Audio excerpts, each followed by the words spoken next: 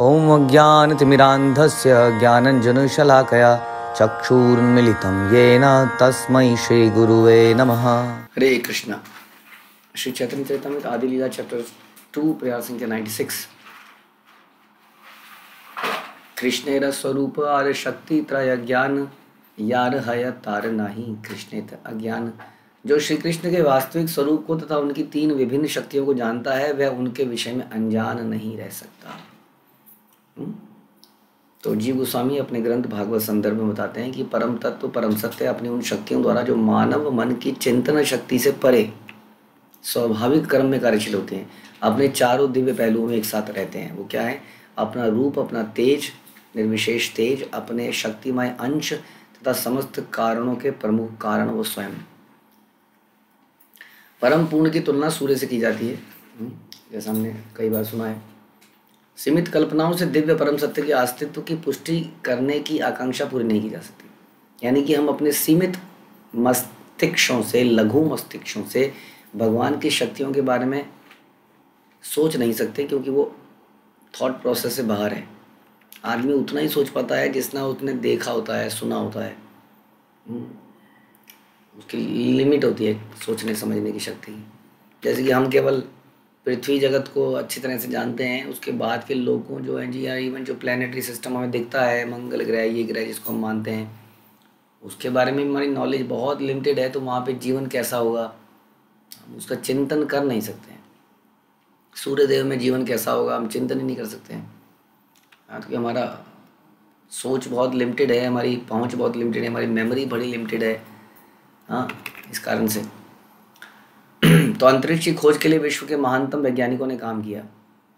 फिर भी भौतिक सृष्टि के मूलभूत ज्ञान से संबंधित ऐसी असंख्य समस्याएं हैं जो आज भी वैज्ञानिक उसका सॉल्यूशन नहीं निकाल पा रहे हैं, उलझन में है। हम अपने मनुष्य शरीर को ही नहीं समझे हैं।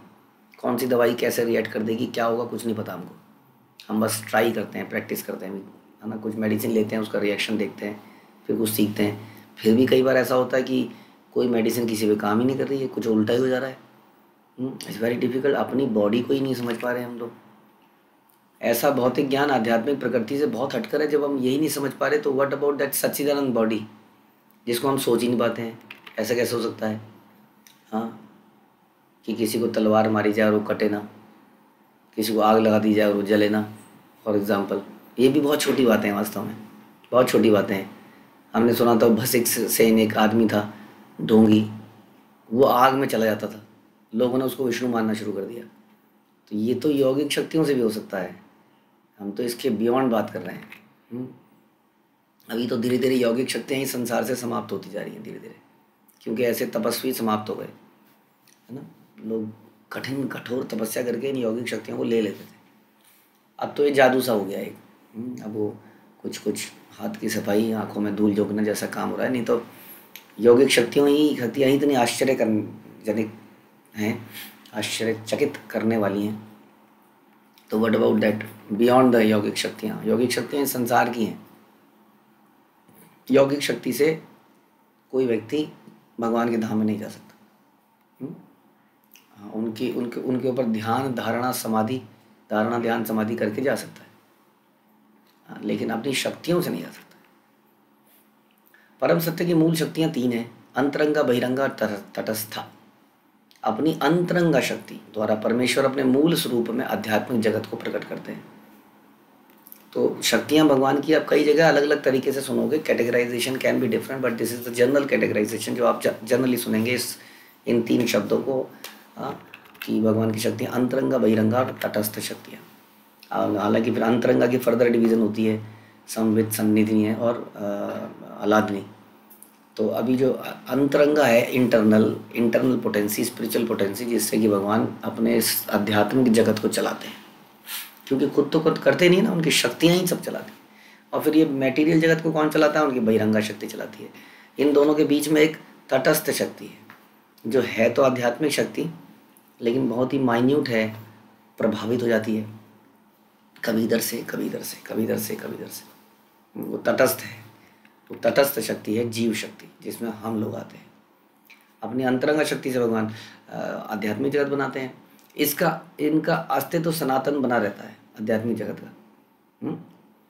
अपनी तटस्थ शक्ति से भगवान अपने अंश रूपी जीवों में विस्तार करते हैं। भगवान विस्तार कई प्रकार से करते हैं, जो पिछले हम कुछ दिनों से सुनते आ रहे हैं। प्रकाश, विलास, अंश, अंश जो भी है, अनेक प्रकार के पुरुष अवतार, गुणावतार, एक ये जीव अवतार भी है, समझ लीजिए। अवतार नहीं है एग्जैक्टली, एक्चुअली जीव अवतार नहीं बोलना चाहिए, ये भगवान के भिन्नांश हैं, भिन्नांश, भगवान से सेपरेटेड एनर्जी है ये, है वही आध्यात्मिक एनर्जी, बहुत माइन्यूट है, सेपरेटेड है।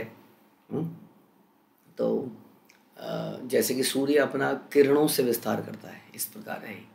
किरणें, भगवान की जो किरणें हैं वो अलग है, सूर्य से अलग है वास्तव में, लेकिन फिर भी सूर्य का ही अंश है। अपनी बहिरंगा शक्ति से भगवान भौतिक जगत हमारा हम जहाँ रहते हैं इसको चलाते हैं।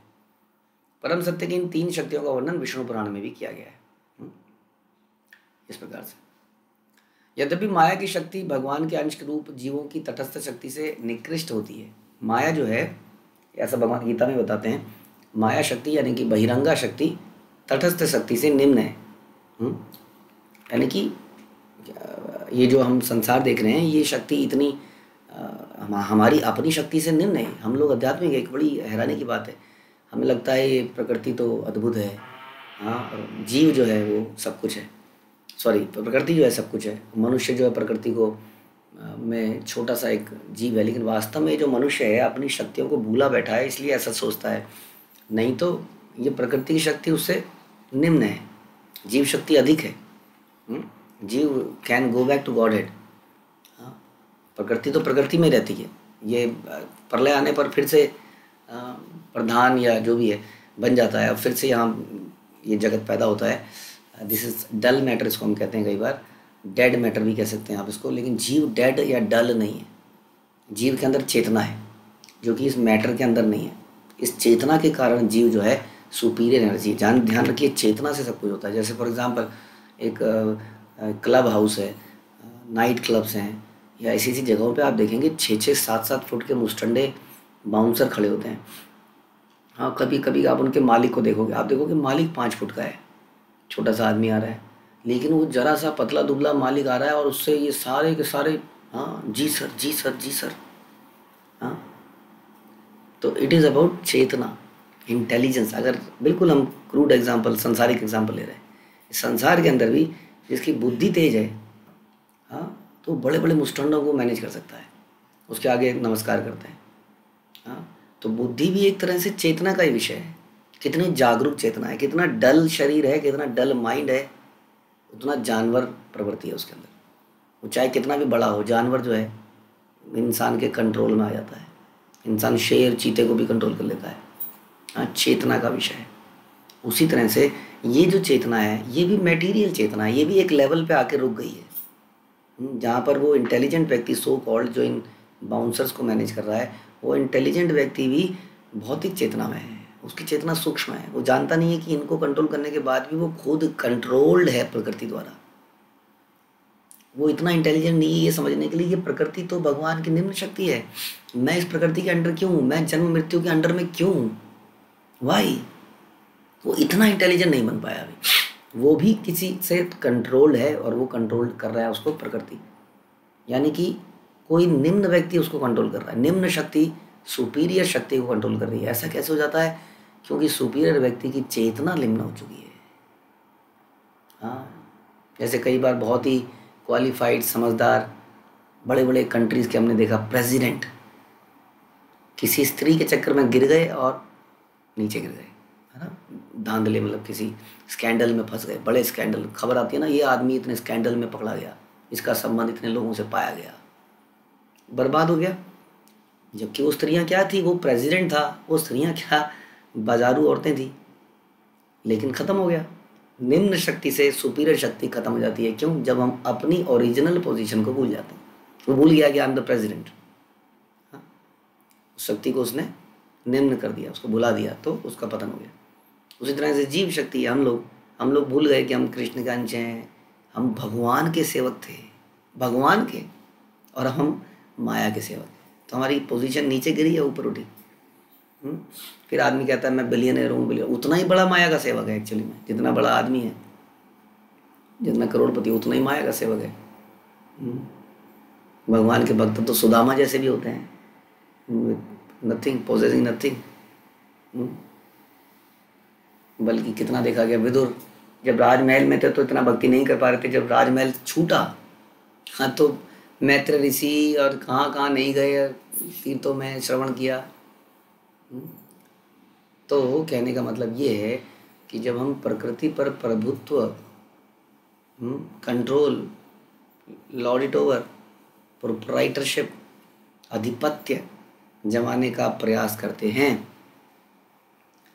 तो हम अपनी ओरिजिनल पोजीशन को भूल जाते हैं। जैसे कि एक और एग्जांपल, जैसे कई बार आप किसी गाड़ी में जा रहे हैं, कोई निम्न श्रेणी का व्यक्ति कई बार ऊट पटांग बाइक चलाता हुआ आया, ढूं ढूं ढूं धाड़ से गाड़ी पे मार दिया। अब आप नीचे उतरे, अब आप खो गए और आपने उसको एक झापड़ धर दिया, उसके बाद उसने एक झापड़ धरा, फिर आपने धरा, फिर नीचे ऊपर गुत्थम गुत्था, कीचड़ था उधर, कीचड़ में लिप्त हो गए। तो हमने क्या किया, हम अपनी पोजीशन से गिर गए, वो तो पहले से ही गिरा हुआ था। हमने ऐसा भगवान, जैसा हम सुनते हैं शास्त्रों में, चैतन्य चैतन्य में, आत्मा हमेशा शुद्ध है, like a rain drop, but the rain drop when it comes in contact with this dust, dirt, जब रेन ड्रॉप गिरती है नीचे तो कंटामिनेट हो जाती है। तो इम्पोर्टेंट थिंग कि हम उस चेतना को, उस पोजीशन को बनाए रखें at the cost of anything, चाहे उसके लिए धन लगाना पड़े, चाहे उसके लिए बलिदान देने पड़े, चाहे उसके लिए समय लगाना पड़े, क्योंकि वही हमें बचा के रख पाएगा, अपलिफ्टेड करे। इसलिए कहते थे भक्ति सिद्धांत कि स्पिरिचुअलिटी किसी भी, डोंट बार्गेन, कोई कंपैरिजन ही नहीं है पैसे का, इसके साथ कोई कंपैरिजन ही नहीं है, और भौतिक किसी चीज़ का, क्योंकि यही हमें अपलिफ्ट कर सकती, यही हमें बचा सकती है, ये चेतना ही हमें बचा सकती है, और हमें कुछ नहीं बचा सकता। ये सिक्योरिटी सिस्टम, पैसा, मेडिकल क्लेम, बैंक बैलेंस, ये नहीं बचा सकते हैं ना हमें। ये तो और ज़्यादा हमें ये बिलीव करने पे मजबूर कर रहे हैं कि मैं बच सकता हूँ इन सब चीज़ों से, जबकि वो नहीं बच सकता है, क्योंकि ये पैसा उसके अगले जन्म में अगर वो पैदा हो गया तो ये आएगा ही नहीं उसके काम। सोचिए ज़रा, दिमाग लगाइए, तो कहाँ लाभ हुआ? इस पैसे को कमाने के लिए हमने पूरा जीवन लगा दिया और ये मेरे अगले जीवन में काम नहीं आएगा। बताइए क्या फ़ायदा हुआ? जिसके लिए मैंने ये जीवन लगाया वो मेरे अगले जीवन में काम नहीं आएगा, तो लाभ क्या हुआ? कहेंगे इस जीवन में तो काम आया, नहीं आया काम आती है चेतना, जैसे मैंने बताया। अब एक और एग्जाम्पल लीजिए, चाणक्य पंडित वॉज नथिंग, कुछ भी नहीं थे वो, उनका कोई लक्ष्मी नहीं थी, कोई पैसा नहीं था, लेकिन उन्होंने पूरी एम्पायर को मैनेज कर लिया। मौर्यस, चंद्रगुप्त मौर्य, पूरी एम्पायर को, और उनकी एम्पायर जो थी, वो जो मौर्यस थे, वो बड़े फ्लरिश करे चाणक्य के अंडर में। क्यों? चाणक्य ने पैसा तो नहीं कमाया, ऐसा हम सुनते हैं कि वो कुटिया में ही रहते थे उसके बाद भी। इतने बड़े राजा के पर्सनल कंसल्टेंट कुटिया में रहते थे। प्रभुपाद अक्सर उनके बारे में लिखते हैं। तो कैसे वो इतना कुछ कर पाए? Not because of the some material education, something, by the चेतना। हायर चेतना means higher thought means higher actions means we will be uplifted. तो इसलिए कह रहे हैं कि सारा समय इस चेतना में लगाना चाहिए। इसको कैसे? कि वही हमें बचाएगी अगले जन्म में, उससे अगले जन्म में, और कोई चीज़ हमें बचा नहीं सकता है। यही चेतना के खराब होने के कारण जीव सुपीरियर एनर्जी होने के बावजूद इन्फीरियर एनर्जी के अंडर में आकर इन्फीरियर हो जाता है। जैसे वो बाइक वाला इन्फीरियर था, उनके साथ कांटेक्ट में आके वैसा ही हरकतें करने लगता है। ये सारे एग्जाम्पल थे इसको समझने के लिए कि कैसे यद्यपि माया की शक्ति भगवान के अंश रूप जीवों की तटस्थ शक्ति से निकृष्ट है, लोअर है, तो भी इसमें जीवों को नियंत्रित करने की क्षमता है। क्षमता उसमें नहीं है, कमी हमारे अंदर है। वरना वो कंट्रोल नहीं कर सकती हमको। कमी हमारे अंदर है। जैसे मैंने बताया, राष्ट्रपति का एग्जाम्पल दिया, वो कहाँ स्त्रियों से, वो तो पूरे देश को इतनी बड़ी कंट्री को कोई कंट्रोल कर रहा है, वो स्त्री क्या थी उसके आगे? थी कुछ? जैसे विश्वामित्र के आगे मेनका क्या थी कोई उसकी पावर? कोई पावर नहीं थी। विश्वामित्र के बारे में आपने सुना ना, उन्होंने एक स्वर्ग बना दिया था अलग। सोचिए किसी व्यक्ति ने स्वर्ग बना दिया हो, तो प्रॉब्लम कहाँ है? मेनका इतनी पावरफुल नहीं थी, प्रॉब्लम है कामेषु क्रोधेषु रजोगुण समद्भवा, इनके जब टच में आते हैं रजोगुण के तो समस्या आती है। रजोगुण के टच में आना मतलब चेतना का गिरना। इसीलिए बोल रहे हैं जब तक चेतना हाई रहेगी वी विल बी पावरफुल। चेतना गिरेगी तो हम कुछ नहीं कर पाएंगे। तो इस प्रकार वो जीवों को नियंत्रित कर लेती है।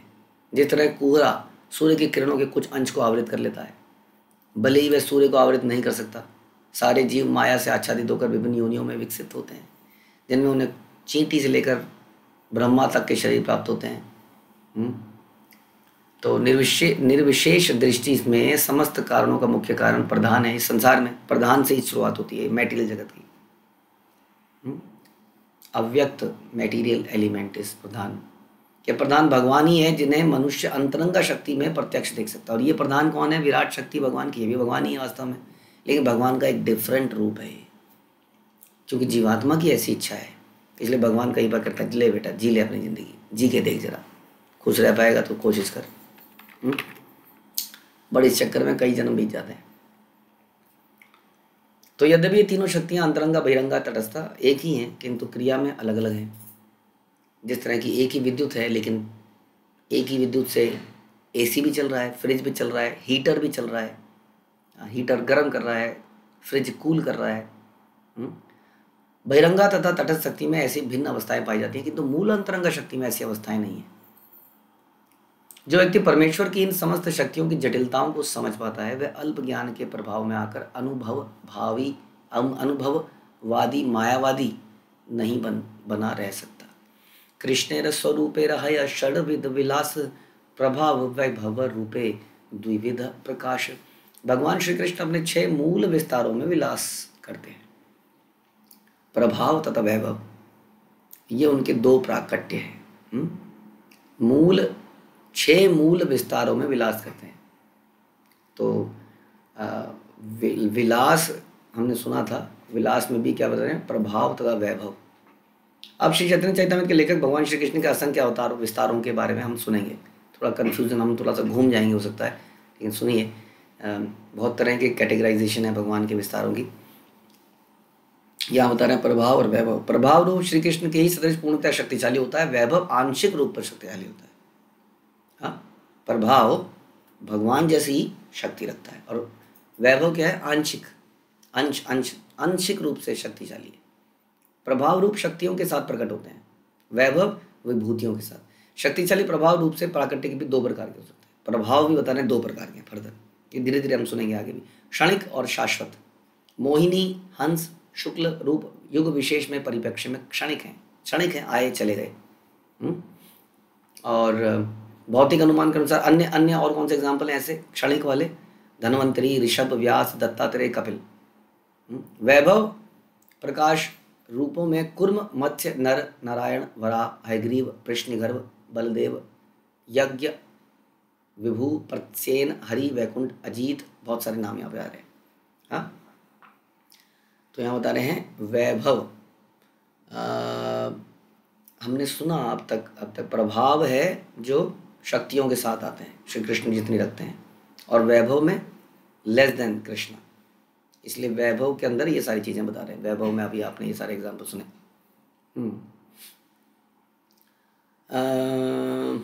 अंश शक्त्यावेश रूपे द्विविधा अवतार बाल्य पौगंड धर्म द्वैत प्रकार। उनके अवतार 2 प्रकार के हैं, आंशिक और शक्त्यावेश। वे 2 अवस्थाओं में प्रकट होते हैं, बाल्य और पौगंड। तो शक्त्यावेश और आंशिक यहाँ बता रहे हैं। ये अवतार भी प्रभाव और वैभव प्रकाटों की कोटि में आते हैं। ये एक और कैटेगराइजेशन बताया। फिर बता रहे किशोर स्वरूप कृष्ण स्वयं अवतारी क्रीड़ा करे यही छाया रूप विश्व भरी। नित्य किशोर रहने वाले भगवान श्री कृष्ण समस्त अवतारों के उद्गम मूल भगवान है। ये क्या है? नित्य किशोर। ध्यान रखिए, कृष्णा इज नित्य किशोर। कृष्णा इज नॉट बाल स्वरूप, कृष्णा इज नॉट पौगंड, क्योंकि बाल और पौगंड is subject to time dimension. That somebody is growing. आज मेरा जन्मदिन है, आज मैं 1 साल का हो गया, आज मैं 2 साल का हो गया, आज मैं 3 साल का हो गया। दिस इज काल के साथ प्रभाव है, काल का प्रभाव है। भगवान पे काल का प्रभाव पड़ता नहीं है, क्योंकि भगवान काल स्वयं है।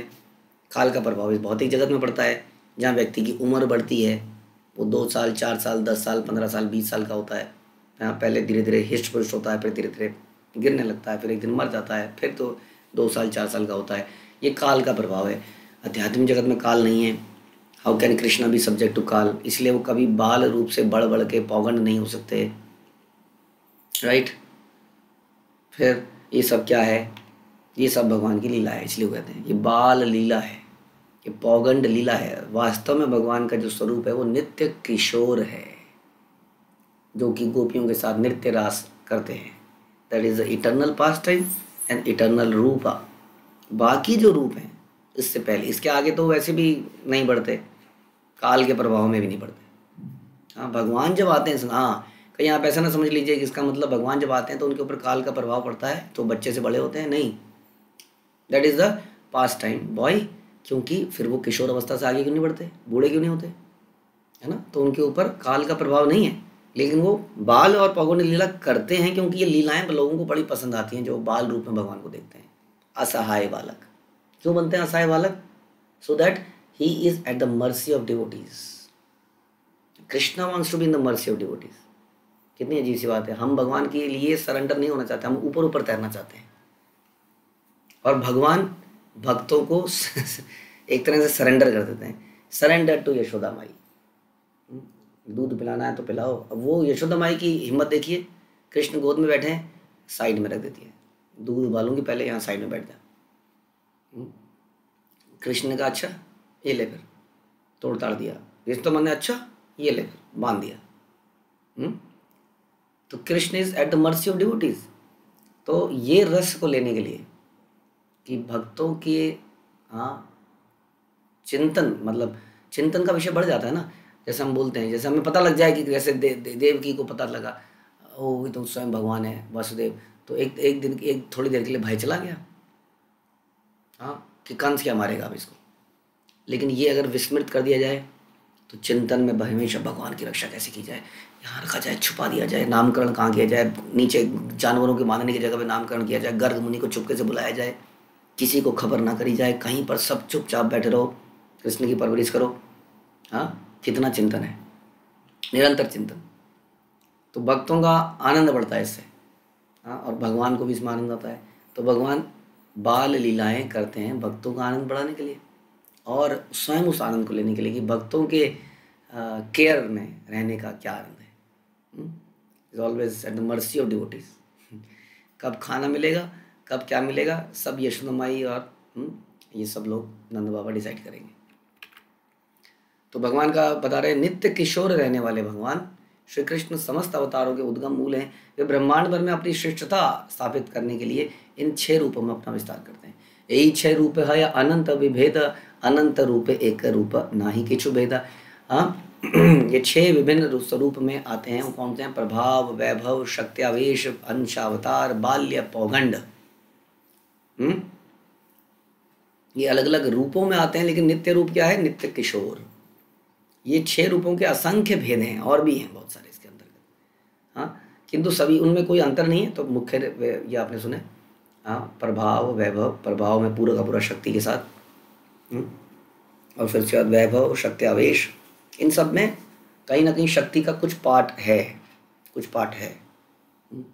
पूर्ण शक्ति को प्रदर्शित नहीं कर रहे, जैसे इवन राम रूप में भगवान पूर्ण शक्ति को प्रदर्शित नहीं कर रहे हैं, जो वो कृष्ण रूप में करते हैं जनरली। ओके, तो भगवान इन लीलाओं में आते हैं और अलग अलग रूपों में आते हैं, आनंद भोग करते हैं। और इन 6 रूपों में भगवान के अनंत रूप है। सारे जीव भगवान के विभिन्न अंश हैं। ये सभी एक ही अद्वितीय भगवान की विविधता व्यक्त करने वाले अंश हैं। चित शक्ति, स्वरूप शक्ति, अंतरंगा नाम, ताहर वैभव अनंत वैकुंठादि धाम। चित्त शक्ति, जिसे स्वरूप शक्ति कहते हैं, अथवा अंतरंगा शक्ति भी कहते हैं। अंतरंगा याद है आपको, स्पिरिचुअल, और अनेक रूपों में अपना प्रदर्शन करती है। भगवान के धाम तथा उसके वैभव को धारण करती है। अब यूपी के अंदर यूपी गवर्नमेंट है, उत्तराखंड में उत्तराखंड गवर्नमेंट है ना, अलग अलग जगह गवर्नमेंट अलग अलग जगह है। तो अलग अलग जगह को मैनेज करिए, क्योंकि जलवायु, लोगों का हर चीज़ डिफरेंट है।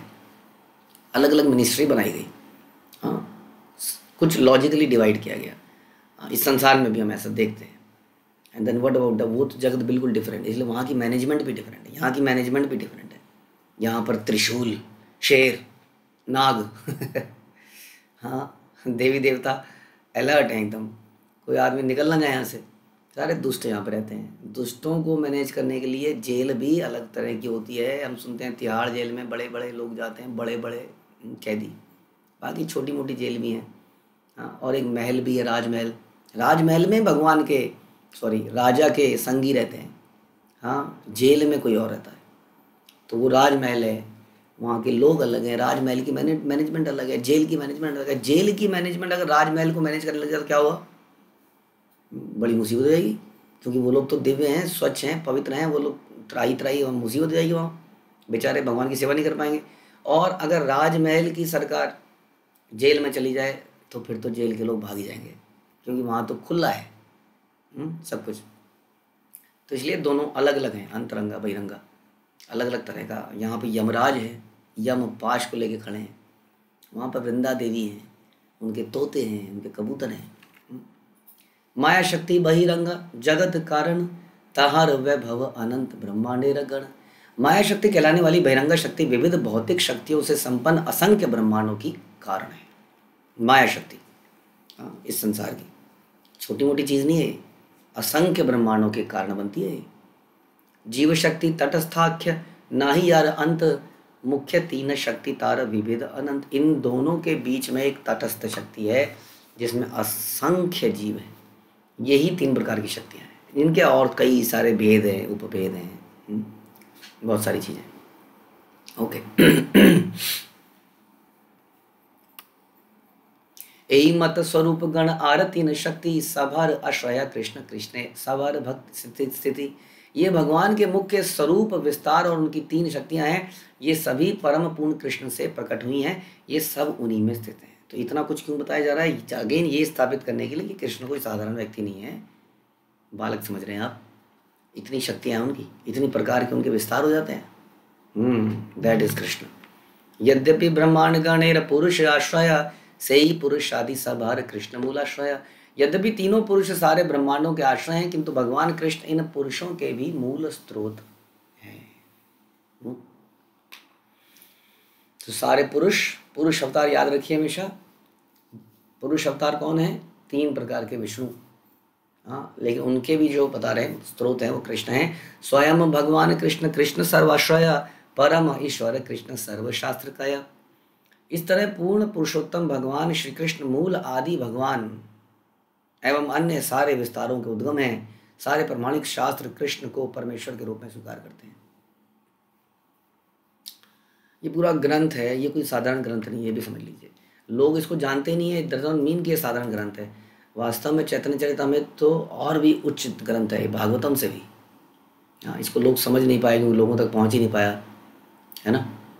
बड़ा इंपॉर्टेंट ग्रंथ है। इस ग्रंथ में इतनी डिटेल में पूरा का पूरा डिस्कशन चले जा रहा है। और हम कहते हैं कि कहाँ पर ये साबित होता है कि कृष्ण भगवान है। बाकी जगह तो है ही, यहाँ पर देखिए कितना डिटेल में बता रहे हैं। ईश्वरा परम कृष्णा सच्चिदानंद विग्रह, अनादिरादिर गोविंद सर्व कारण कारणम।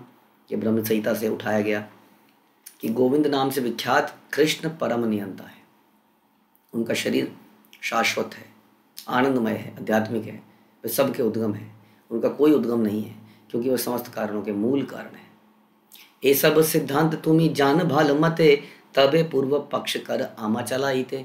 तुम शास्त्रों के इन सारे सिद्धांतों को भली भांति जानते हो, किंतु मुझे क्षुब्ध करने के लिए ही सारे तर्क वितर्क उत्पन्न करते हो। ये भक्तों का गुण नेचर है। कुछ ना कुछ कृष्ण की चर्चा करने के लिए कुछ ना कुछ प्रश्न पूछते रहते हैं, ताकि कुछ ना कुछ आंसर आ जाए और उसमें फिर इस तरह से भगवान की चर्चा चलती रहे।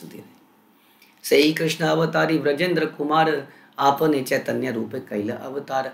वे भगवान श्री कृष्ण ही व्रजराज के पुत्र कहलाते हैं। जो समस्त अवतारों के स्रोत हैं वे स्वयं भगवान श्री कृष्ण महाप्रभु के, चैतन्य महाप्रभु के रूप में अवतरित हुए। अब ये समझ लीजिए, इतनी देर तक हमने ये स्थापित किया कि कृष्ण भगवान है। अब ये कृष्ण कोई और नहीं है, यही चैतन्य महाप्रभु बन के आ गए हैं। अतएव चैतन्य गोसाई पर तत्व सीमा, तारे शिरो शाही कही की तार महिमा। अतः भगवान श्री चैतन्य महाप्रभु परम सत्य है। उन्हें क्षीरोदक्षाई विष्णु कहकर पुकारने से उनकी महिमा नहीं बढ़ती। नहीं, मत बोलिए विष्णु क्योंकि वो विष्णु के स्वामी हैं, सोर्स हैं। से ही तबकतेर वाक्य नहे व्यभिचारी सकल असंभवे ताते याते अवतारी। किंतु निष्ठावान भक्त के मुख से निकले ऐसे शब्द कभी मिथ्या नहीं हो सकते, उसमें सारी संभावना निहित है, क्योंकि वह आदि भगवान है। अवतारी अवतारी देह सब अवतारेर स्थिति, के हो कौन मते कहे ये मन यार मति। अन्य सारे अवतार मूल भगवान के आदि शरीर में शक्तिमान के रूप में स्थित हैं, अतएव अपने मत के अनुसार कोई उन्हें किसी भी एक अवतार के रूप में संबोधित कर सकता है। यानी कि उनके इस रूप में, कृष्ण रूप में, सारे अवतार इन्हीं के अंदर हैं। कोई भी एक नाम से अगर आप ले लोगे तो कोई प्रॉब्लम नहीं है, बता रहे हैं। चैतन्य भागवत में बताया गया, चैतन्य महाप्रभु ने बोला, मैं क्षीर सागर में शयन कर रहा था, किंतु नाड़ा कौन है? अद्वैताचार्य। नाड़ा की पुकार ने मुझे जगा दिया। तो यहाँ पर भगवान अपने आप को क्षीरोदक्षाई विष्णु बता रहे हैं, तो इसलिए बता रहे से कंफ्यूज मत होइए। इट्स नॉट कि वो क्षीरोदक्षाई विष्णु के वो कृष्ण ही है, लेकिन वो अपने आप को इस तरह से किसी भी रूप में बता सकते हैं। मैं ही हूँ वरा, अगर वो ऐसे बोलते हैं तो कमला नहीं, वो वरा ही हैं केवल, वो कभी बोल सकते हैं। जैसे कि 10वें स्कंद में हम सुनते हैं ना कि भगवान की जब लीला हो रही थी राधा रानी के साथ, कि वो कैसे, तो क्या क्या कहते हैं भगवान अपने आप को, भगवान पुल बनाने लगते हैं, तो कहते हैं वो राधा कुंड श्याम कुंड या उस वक्त कहीं पर चर्चा होते हुए, तो वो कहती है तुम क्या करोगे? वो कहता मैं क्या करूँगा, मैं नहीं, मैं वही राम हूँ, मैंने पुल बनाया था, वो पता है तुम्हें? वो हंस लेती है, तुमने पुल बनाया था, पुल बनाया था तुमने। तो भगवान तो बताते हैं, और मैं ही हूँ, मैंने पृथ्वी को उठाया था, मैंने हिरण्यकशिपु को मारा था, मैं ही। हाँ, तो इसका मतलब ये नहीं कि वो वही हैं, इसका मतलब उनके पास टाइम्स हैं। तो यहाँ पर चैतन्य महाप्रभु ने अगर बोला तो डज नॉट मीन कि वो क्षीरोदक्षाई विष्णु ही हैं केवल, लेकिन यस वो क्षीरोदक्षाई विष्णु भी हैं, ये समझना पड़ेगा। कृष्ण के कहे के नर नारायण, के हो कहे कृष्ण हया साक्षात वामन। कुछ लोग कहते हैं कि श्री कृष्ण साक्षात नर नारायण है, कुछ लोग कहते हैं साक्षात वामन है। के हो कहे कृष्ण शिरोदाई, शिरोदशाही अवतार, असंभव न है सत्य वचन सबार। कुछ लोग कहते हैं वो शिरोदशाही विष्णु है। ये सब झूठ नहीं है, सब सच है, लेकिन ये नहीं है कि केवल यही हैं। हाँ, के हो कहे परव्यों में नारायण हरि, सकल संभवे कृष्ण याते अवतारी। कृष्ण उन्हें हरि या दिव्य लोक का नारायण भी कहते हैं कुछ लोगों ने। कृष्ण के लिए सब कुछ संभव है, क्योंकि वह आदि भगवान है, सबके स्रोत वही हैं। सब श्रोता गणेर करी चरण वंदन, ये सब सिद्धांत शून्य करी एक मन। इस कथा को सुनने या पढ़ने वाले समस्त लोगों के चरणों में नमस्कार करता हूँ। हम भी नमस्कार करते हैं, वो हमारे को नमस्कार क्यों करेंगे, हम ही उनको नमस्कार करते हैं। कृपया करके इन सारे कथनों के सार को ध्यान से सुने। सिद्धांत बलिया चित्ते नाकर आलस, एहा हईते कृष्ण लागे सुदृढ़ मानस। सिद्धांत बलिया चित्ते ना करे आलस, सिद्धांत बोलने में आलस नहीं करना चाहिए, सही से बोलना चाहिए, निष्ठापूर्ण, डाउट नहीं करना चाहिए। हाँ शायद, पता नहीं, क्लास में बताया तो था, पता नहीं, लेकिन टीवी में तो कुछ और देखा था, आई डोंट नो। चुप रहो, कहीं चर्चा चल रही है, चुप रहो, पता नहीं क्या बोल रहे हैं, बोलेंगे तो फंस जाएंगे। कुछ नहीं, डरना नहीं चाहिए। आप बोलोगे कहीं सामने जवाब नहीं निकला, प्रभु जी, अरे एक बार जवाब नहीं निकलेगा, 2 बार निकलेगा, फिर आपको हैबिट पड़ेगी ना ऐसी बोलने की, जवाब आएगा, फिर दिमाग में आएगा, डरो मत, बोलो। निष्ठापूर्ण जिज्ञासु को चाहिए कि ऐसे सिद्धांतों की व्याख्या को विवादास्पद मानकर उनकी उपेक्षा ना करनी नहीं पड़ी। कन्फ्यूजन है भैया, कोई कन्फ्यूजन है, कन्फ्यूजन आपके दिमाग में, आपकी श्रद्धा में, दूसरों के अंदर कन्फ्यूजन है। आप क्यों कन्फ्यूज हो रहे हैं? आप बोलिए सिद्धांत नहीं, यही सही है, यही सही है, हमने सुना है, हमने पढ़ा है शास्त्र में। ये नहीं कि संसार में बड़ा कन्फ्यूजन है इसलिए चुप बैठ जाओ, फिर तो आप कुछ बोल ही नहीं पाओगे। हाँ, कभी भी कुछ नहीं बोल पाओगे। जहाँ जैसा चल रहा है वैसे हाँ चलो चलने दो, हमें क्या है, हम तो अपना माला करेंगे। नहीं, very bad, this is not love. आपके पति, आपके पिता के बारे में कोई कुछ उटपटांग बोलता रहे और आप सुनते रहे, इज इट पॉसिबल? क्योंकि ऐसी व्याख्याओं से मन दृढ़ होता है, ऐसी व्याख्या करने से मन दृढ़ होता है। इस तरह मनुष्य का मन कृष्ण के प्रति अनुरक्त होता है। तो इसको आगे हम और सुनेंगे, इसके ऊपर और थोड़ी चर्चा करेंगे। चैप्टर समाप्ति पर है, लेकिन फिर भी क्योंकि अभी हम सारांश में आ गए हैं, इट इज़ वेरी इंपॉर्टेंट कि हम सारांश को अच्छी तरह से समझें। तो यहीं पर अंत करते हैं कि सिद्धांत बलिया ना चित्ते करे आलस। चित्त में आलस नहीं करना चाहिए, सिद्धांत को बोलना चाहिए। यारे देख तारे कहा कृष्ण उपदेश। हरे कृष्ण। श्रील प्रभुपाद की जय, श्री चैतन्य चैतामृत की जय, श्री कृष्णदास कविराज की जय।